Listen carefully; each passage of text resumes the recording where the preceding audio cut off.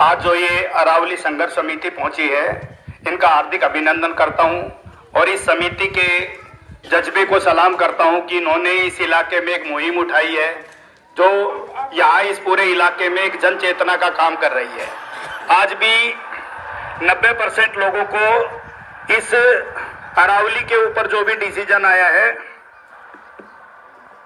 इस अरावली के ऊपर जो डिसीजन आया है उसकी गंभीरता का अंदाजा नहीं है। तो ये जो समूह आप लोगों के बीच में पहुंचा है, ये हम लोगों को जागरूक करने के लिए पहुंचा है। देखिए, कुछ छोटे छोटे बिंदु हैं जिनको हम सबको समझना पड़ेगा कि जिस तरीके से सरकार चाह रही है कि प्रकृति को परिभाषित कर दें, वो परिभाषा इंसान के द्वारा तय नहीं हो सकती। प्रकृति अपनी परिभाषाएं खुद तय करती है।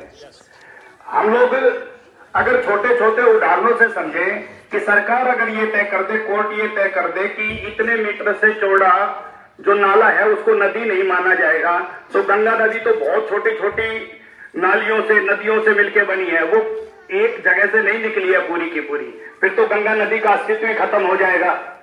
तो हम लोगों को समझना पड़ेगा कि जितने भी बड़े बड़े वन हैं वो भी सारे छोटे छोटे समूह से ही मिलकर बने हैं।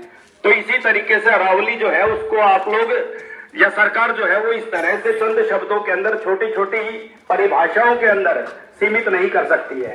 दूसरा, सरकार का ये जो निर्णय है कि